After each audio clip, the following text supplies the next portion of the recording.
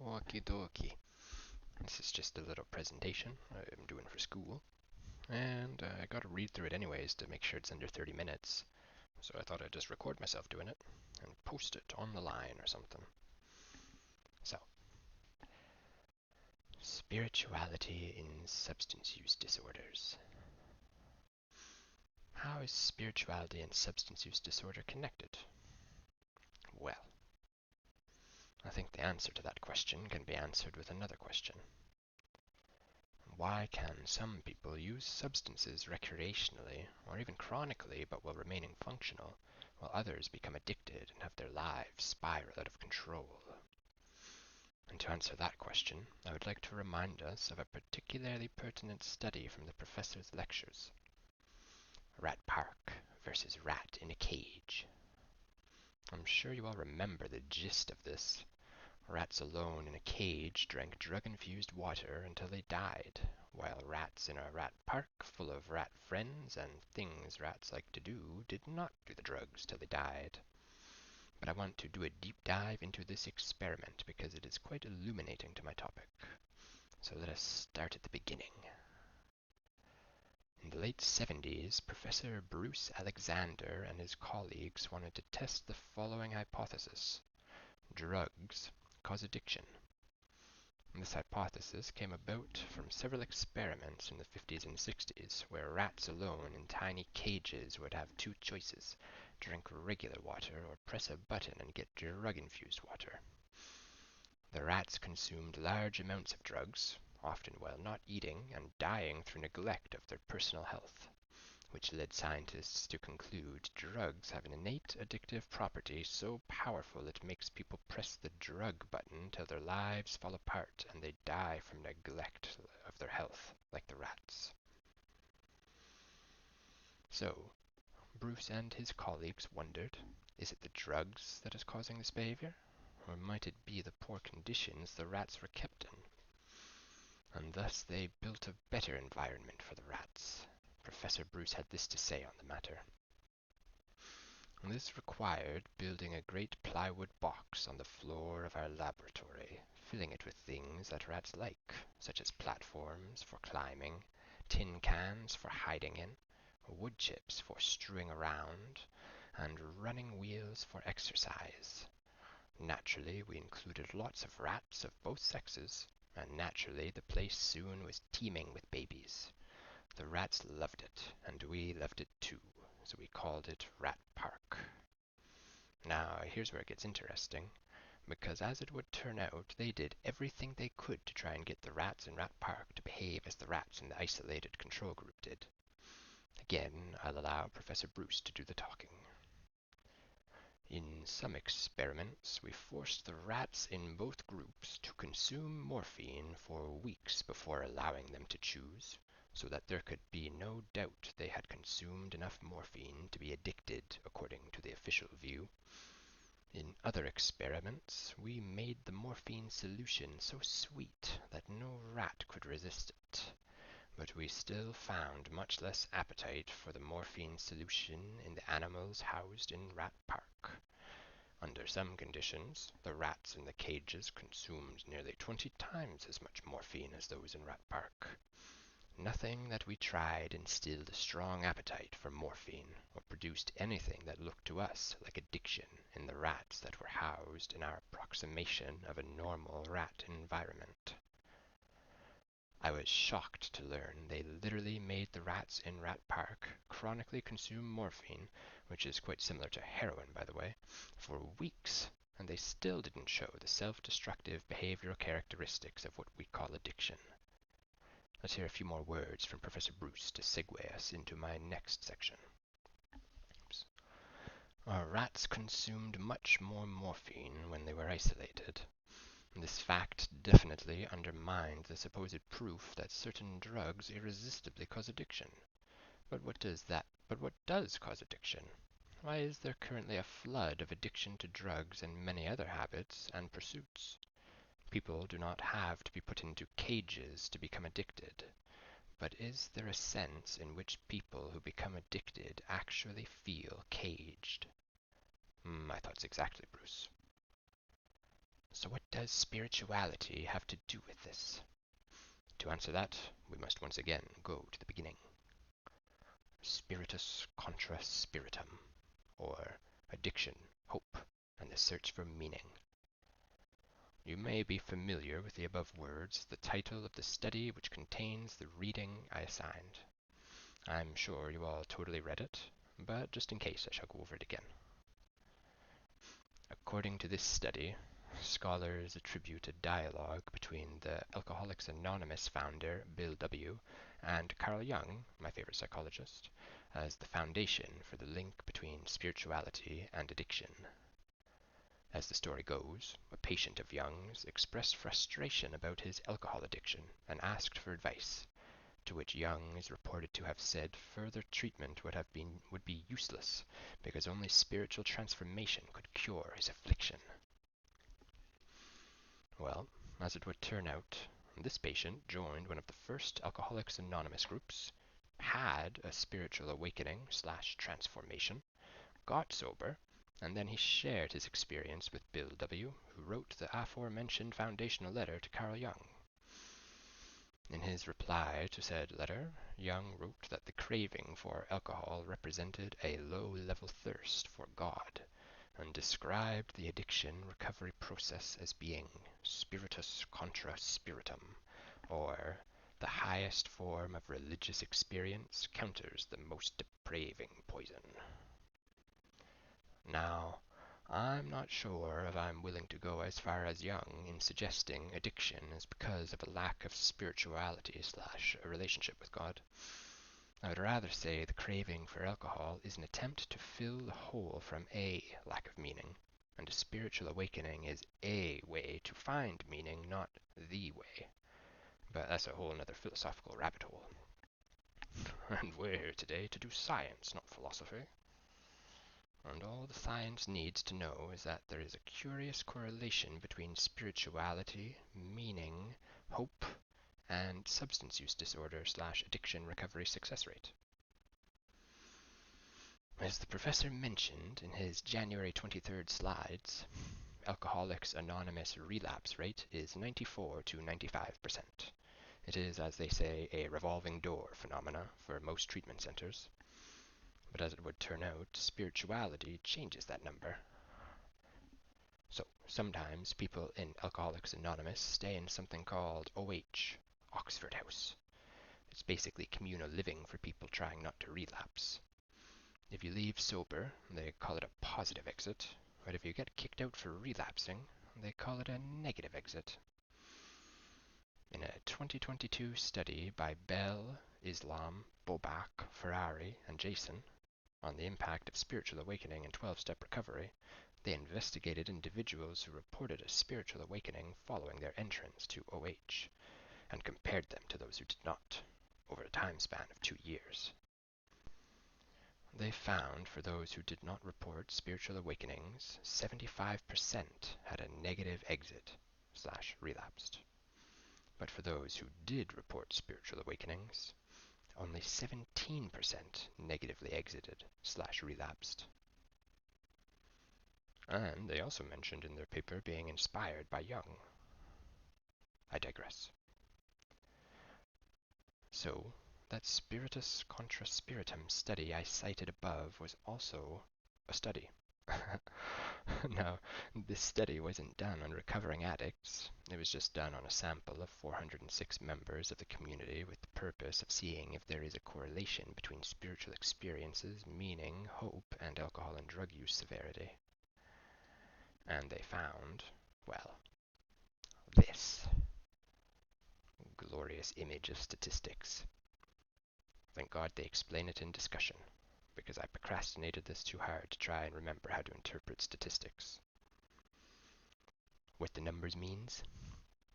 They found that though spiritual experience didn't necessarily demonstrate the direct effect on alcohol and drug use severity as hypothesized, it did directly influence meaning in life, which in turn had an impact on alcohol and drug use severity. The author says it is possible that the concept of spiritual experiences is even more complex than originally postulated, and that other factors that emanate from spiritual experiences account for the theorized influence. The author goes on to say 2 subscales on their questionnaire had a statistically significant influence on alcohol and drug use severity: search for meaning and presence of meaning. The former is positively associated with alcohol and drug use severity, while the latter conversely served to mitigate alcohol and drug use severity, but only when mediated by hope.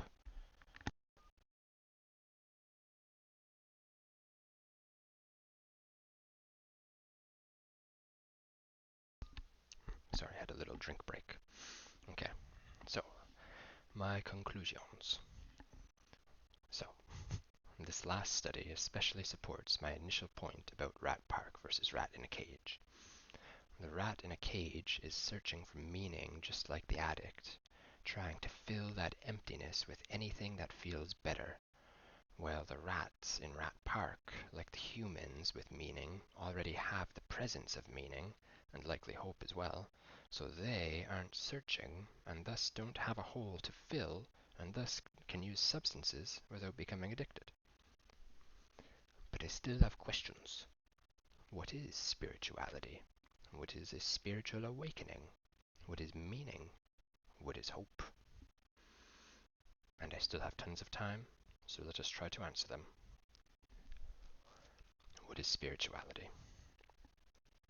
This awesome narrative review of 70 manuscripts on spirituality and addiction recovery by Snodgrass, Corcoran, and Jerry gives us some great vantage points to view, I want to say, by which to view how the literature defines spirituality. And they have several citations after each of the following statements, and I explain underneath the following statements in my own words. So, what is spirituality? They say it is a universal quality of human experience, which is to say, humans of all cultures across the globe experience it. And they say, although it can include religion, spirituality is expressed uniquely and personally through individuals. And I say, what they're saying is it's subjective, relative to the individual, as opposed to religion, which religious people tend to regard as objective truth. The literature often combines religiosity and spirituality because the measures for the self-assessments have crossover. And this makes sense to me, since all religions began as someone's unique spirituality. People in addiction recovery may benefit from renegotiating conceptualizations of spiritual practice in order to experience a spiritual awakening. This last point is important. I shall say it again.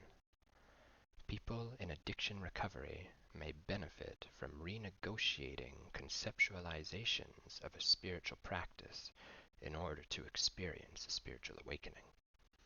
Why important, you ask? Well, I think that line speaks to the reason there is a separation between spirituality and religiosity in the first place. Religion has baggage. Religion, like I said a little bit ago, is other people's ideas of spirituality, which often have dogma and rules with them, which I think can turn people away from the concept.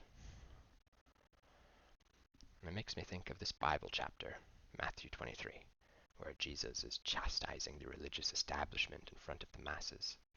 I love this fiery Jesus. It's rather long, so I won't read it all, but this sums it up. The teachers of the law and Pharisees who sit in Moses' seat tie up heavy cumbersome loads on other people's shoulders, but they themselves are not willing to lift a finger to move them. Everything they do is for people to see. They make the tassels on their garments long, and they love to be called rabbi. But you are not to be called a rabbi, for you have one teacher, and he is in heaven. And so basically, spirituality is a sort of personal religion. But I am philosophizing again, back to sciencing. So what is meaning and hope? I'm combining these two because the Spiritus Contra Spiritum study I'm grabbing the literature stuff from does too. And they cite Viktor Frankl's words to explain them. If you don't know, this man managed to find meaning in a Nazi concentration camp of all places. He survived and wrote a book about it with the title Man's Search for Meaning. Frankl argued that the search for meaning is the primary motivation of all human beings and the avenue by which individuals achieve well-being. He calls it a spiritual quest, but again, I want to stay away from that kind of language and just stick to the facts. My source says the literature reflects that believing life has meaning has a profound impact on an individual's ability to mitigate hopelessness and develop what Frankl called tragic optimism. Tragic optimism is basically how he got through the concentration camp, and the point of his book. It's not positive thinking per se, but rather the belief one can transform their experiences into something meaningful despite pain and suffering. According to Frankl, believing that life has meaning reduces our resistance to hope. Thus, tragic optimism allows an individual to maintain and foster hope. The way this relates to spirituality will become clear when I get to the bit about spiritual awakening. My source goes on to cite a 2019 study by Gwynn and Hellman, which reported that the relationship between spirituality and hope is... I don't need this line here. Take that out. Okay. Whereas between spirituality and hope is also consistent in the empirical literature, noting that hope has cognitive and emotional aspects to it, but that individuals with spiritual beliefs tend to have more profound experiences with it. Oh, sorry, I'm just going to put this down here. I like it like that. Okay. They continue, saying, research indicates that these two complex spiritually oriented concepts, hope and meaning, are interrelated, demonstrating a statistically significant association between them, between hope, spirituality, meaning, illness recovery, and self-esteem. And after that statement, they cited 6 different studies. So my thoughts on that part, I say, what is meaning? To answer that, I think it's easier to ask, what is a lack of meaning? And that answer is easy. It's nihilism, the belief that everything is pointless. And then what is hope? Again, what is a lack of hope? At best, it would be indifference. At worst, it's worrying, also known as imagining what could go wrong. In this light, meaning can be seen as the belief everything has a point, and hope can be seen as imagining what could go right. And what we think matters. Thinking about what could go wrong, worrying, or anti-hope causes our neurochemistry to change. Cortisol rises, breathing quickens, heart rate increases. We go into fight or flight. And what's the opposite of that? Rest and digest. If we think about what's going right, hope, and gratitude, our neurochemistry changes in a different way. Serotonin rises, and we all know what serotonin is associated with. And we all know too about homeostasis. Our brains like stability, just like exogenous neurotransmitters from drugs change our brain's definition of homeostasis, so too do endogenous neurotransmitters from thought patterns. These things, they have a gravity to them. The mind is a garden, and we gotta sow them good seeds. So what is spirituality in this context? Well, I ask, what is it to be spiritual or even religious? Bare minimum, you have some sort of belief system about a reality that transcends the material one we live in, something to find meaning in and be hopeful for. And that's not even going into spiritual practices, which all have this curious commonality involving calming the chatter of our default mode network and looking inwards. Kinda seems to me that most mental illnesses of our modern age are a failure of calming that chatter. Maybe I should say many failure of calming that chatter. I suspect a neurotransmitter imbalance is a symptom, not a cause. It's like being so addicted to thinking we forget how to just relax. Depression is ruminating, is getting stuck in a loop of... depression is ruminating on the past. Anxiety is ruminating on the future. I guess ruminating implies getting stuck, does it? Brief pause. We Google.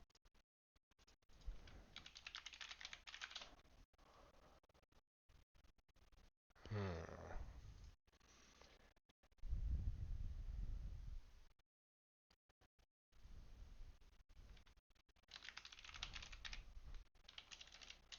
Let's see if we can fit these edits.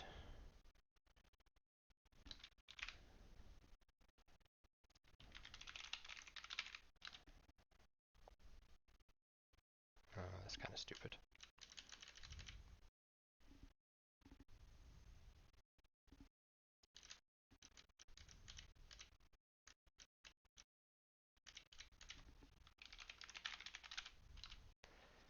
Depression is ruminating on the past. Anxiety is ruminating on the future. Addiction is running from the present. But the core message of spirituality is to just be here now. Maybe we leave it like that. There's a bit of a generalization or something, but I like the point. Okay. Philosophizing over. Back to sciencing. What is a spiritual awakening? The Spiritual Awakening in 12-Step Recovery Study tells us what the literature has to say on this phenomena. No, it is a phenomenon.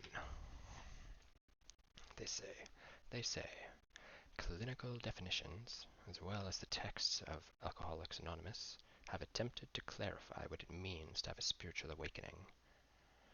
They say the event is portrayed as a sudden or gradual experience of transcendence, the moment of awakening being marked by feelings of openness, a sense of awe, or unity with something greater. This sense of connectedness allows one to suspend their ego and typical self-centered perspective and, in contrast, is often accompanied by great knowledge or insight of one's true nature. Other feelings associated with the experience include a sense of bliss, gratitude, tranquility, and an insight that love is the supreme principle in one's life. Now, as someone who was into spirituality before psychology, hearing science talk about these things is music to my ears. And on that personal note, to close my presentation, I wanted to provide two anecdotes of a spiritual awakening, mine and my dad's, because I think you can hear those words I've said just then above about spiritual awakening, but they don't quite hit the same. They don't quite hit the same without someone's subjective context. And, well, I picked this topic because I wanted to understand it better because of these experiences. So it feels only fitting to close on them. My dad had a hard upbringing. His dad was physically abusive, and his parents divorced when he was young, only to get remarried when he was a teenager, so he sought meaning elsewhere. He dropped out of high school, and his life was just working to do drugs and party. But then one day, as a young adult, he decided he wanted to change. His family was deeply religious, so he told them he wanted help, and they asked if he would pray with them.